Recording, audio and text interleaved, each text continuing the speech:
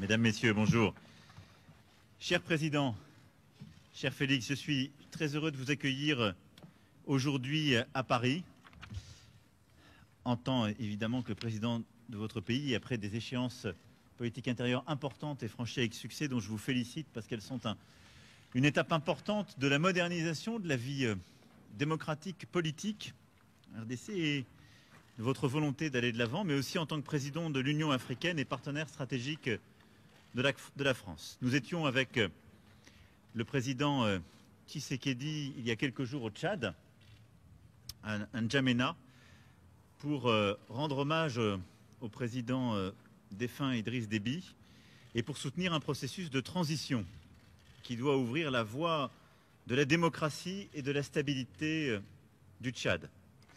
Et aujourd'hui, avant toute chose, nous voulons exprimer notre préoccupation sur l'évolution de la situation, en condamnant d'abord avec la plus grande fermeté la répression des manifestations et des violences qui ont eu lieu ce matin à N'Djamena. Nous appelons au respect des engagements qui ont été pris par le Conseil militaire de transition, celui d'une transition pacifique, inclusive sur le plan politique. Et je veux être ici très clair, j'ai apporté mon soutien à l'intégrité et la stabilité du Tchad très clairement à N'Djamena. Je suis pour une transition pacifique, démocratique, inclusive. Je ne suis pas pour un plan de succession. Et la France ne sera jamais aux côtés de celles et ceux qui forment ce projet. Le temps est venu de lancer un dialogue politique national ouvert à tous les Tchadiens. C'est ce qui est attendu aujourd'hui du Conseil militaire de transition et c'est la condition même de notre soutien. Et je veux ici dire que nous resterons engagés aux côtés de l'Union africaine, que préside le président Tshisekedi cette année, aux côtés aussi du G5 Sahel, et je veux saluer l'effort des présidents du G5 Sahel qui ont aussi œuvré à cette médiation avec beaucoup de force, et il faut que dans les prochains jours, nous puissions rétablir la situation qui aujourd'hui me préoccupe très fortement. Au-delà de ce sujet, notre coopération est évidemment riche de beaucoup de dossiers bilatéraux que nous allons évoquer dans quelques instants. Volonté de développer la coopération économique, les opportunités offertes à la jeunesse de votre pays par les programmes d'éducation, de santé et de création d'activités économiques, politique aussi de francophonie, car nous avons là-dessus également beaucoup à faire ensemble. Et puis évidemment, ce sont tous nos efforts d'accompagnement pour la stabilité, la paix partout sur votre territoire national. Et je sais ô combien vous y êtes attachés face aux déstabilisations qui peuvent exister. Enfin, nous évoquerons aussi les grands sujets continentaux. Et en effet, nous avons un agenda extrêmement chargé. Le premier, c'est continuer à faire vivre la solidarité internationale face à la pandémie. Il y a un an, nous avons lancé ensemble, avec plusieurs collègues, l'initiative ACTA pour aider l'Afrique à répondre aux défis de la pandémie. Elle a permis de faire plusieurs avancées, nous y sommes revenus ces derniers jours, pour aider au financement, aider aussi à plus de tests, de diagnostics, l'accès aux vaccins et à la montée en puissance des systèmes de santé primaire. Mais beaucoup reste à faire pour mobiliser plus de financement, mais avoir également des actions concrètes indispensables. Et donc ensemble, nous souhaitons agir pour que le G7, le G20 soient des rendez-vous utiles qui répondent aux besoins des Africaines et des Africains, la vaccination de tous les personnels de santé sur laquelle nous étions engagés il y a plusieurs semaines, et tant d'autres sujets. Et puis dans quelques semaines, nous nous retrouverons donc 17-18 mai prochain à Paris pour un sommet avec beaucoup d'autres leaders du continent africain et du monde entier, le sommet pour le financement des économies africaines.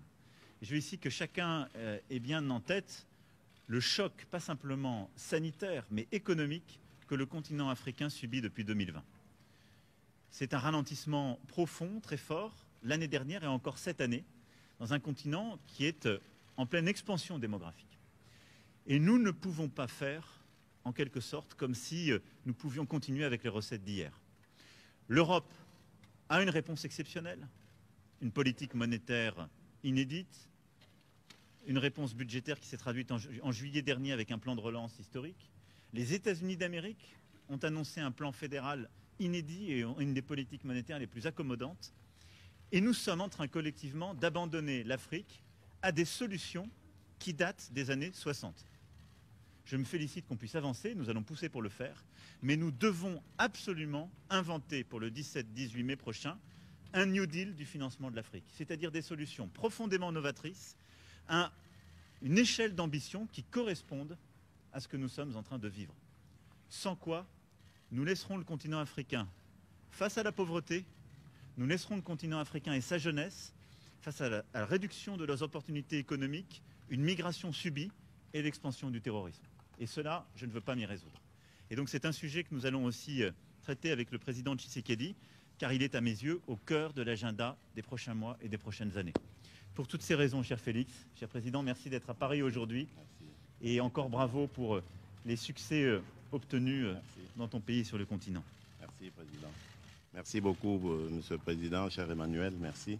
Merci de me recevoir si rapidement à Paris pour parler des choses que vous avez entendues. Sur le Tchad, nous avons parfaitement le même entendement. Il faut très vite revenir à l'ordre démocratique. Je reste dans la droite ligne de ce que j'ai dit dans mon discours à N'Djamena. Nous soutenons évidemment la stabilité actuelle, mais à condition qu'ils aillent très vite vers la consolidation de la démocratie, des institutions démocratiques. Pour le reste, nous parlerons Afrique aujourd'hui, mais aussi dans quelques semaines. L'Afrique qui a lancé sa zone de libre-échange continentale, ce vaste marché commun que nous voulons à l'image de celui d'Europe, et pour lequel nous comptons sur nos partenaires traditionnels afin de nous accompagner dans cette grande aventure qui va être nécessaire pour le bonheur de notre continent. La paix, bien évidemment, reste au centre de nos préoccupations. Au niveau africain, nous avons cet objectif de faire taire les armes. Voilà pourquoi je ne me lasserai jamais de sensibiliser la communauté internationale par rapport à des zones de violence en Afrique, et particulièrement dans mon pays, la République démocratique du Congo, à l'Est, où il s'est créé maintenant un groupe à tendance islamiste, au discours islamiste et aux méthodes islamistes, et qui sème la terreur auprès de nos populations. Donc là, je suis plus que jamais déterminé à l'éradiquer et je compte sur le soutien de la France. Pour le reste, le président Emmanuel Macron a très bien détaillé les sujets sur lesquels nous allons nous appesantir. Et donc, je vous remercie.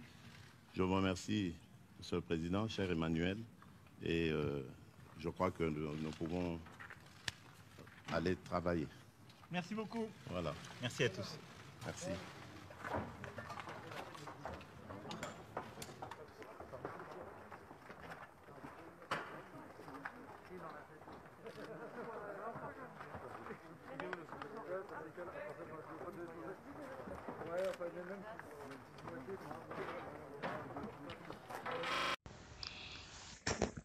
Ma réaction aux déclarations de M. Macron de ce mardi 27 avril 2021. Monsieur Macron, c'est avec tristesse et colère que j'ai suivi vos déclarations faites en France ce mardi 27 avril 2021 lors d'une face-à-face avec M. Félix Tshisekedi. Lors de votre communiqué de presse, vous avez condamné Les violences qui se sont produites au Tchad sans faire allusion à la répression que les Congolais qui marchaient pacifiquement le samedi 24 avril 2021 à Kinshasa pour montrer leur solidarité à nos compatriotes de l'Est victimes de guerres injustes ont subi. Cela constitue une injure au peuple congolais qui est massacré, tué, violé et enterré vivant chaque jour dans des fosses communes. Messieurs, votre silence est l'expression de la mauvaise politique de la France en Afrique en général et en RDC en particulier. Ne pas condamner les atrocités subies par les Congolais qui participaient à la marche pacifique de Lamuka du samedi 24 avril 2021 expose carrément le rôle de la France dans la déstabilisation de notre pays. Pour question de rappel, votre prédécesseur, Nicolas Sarkozy, était le premier à soutenir l'idée de la balkanisation de la RDC. Voilà pourquoi vous préférez garder silence face au massacre et les génocides de l'Est de notre pays.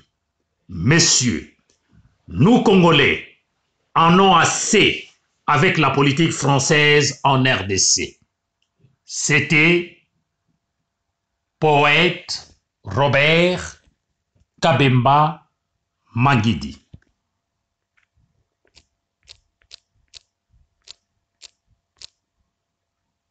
Macron, on va arriver chez vous bientôt. Toi, Macron, c'est toi qui encourage le massacre dans notre pays. Président Macron, on viendra chez vous. Bientôt, on sera chez vous. Nous, on ne savait pas que le faux président l'a nommé qui doit venir ici en France aujourd'hui. Nous, on ne savait pas. Si on savait, tu voulais nous voir chez vous, M. Macron. Il ne faut pas encourager des choses comme ça, M. Macron. Tu encourages. On a rendez-vous. Nous, on a pris le rendez-vous avec Marine Le Pen. On va aller le voir. On va lui expliquer tout, M. Macron. Tu es comprise dans notre pays. Tu es comprise, Macron. Tu n'as pas le droit d'accueillir le président nommé. Ce n'est pas lui qui était élu, M. Macron. On viendra vous voir chez vous bientôt. Tu n'as pas la tête, toi, Macron. Macron, on va arriver chez vous bientôt. Toi, Macron, c'est toi qui encourage le massacre dans notre pays. Président Macron, on viendra chez vous. Bientôt, on sera chez vous. Nous, on ne savait pas que le faux président l'a nommé qui doit venir ici en France aujourd'hui.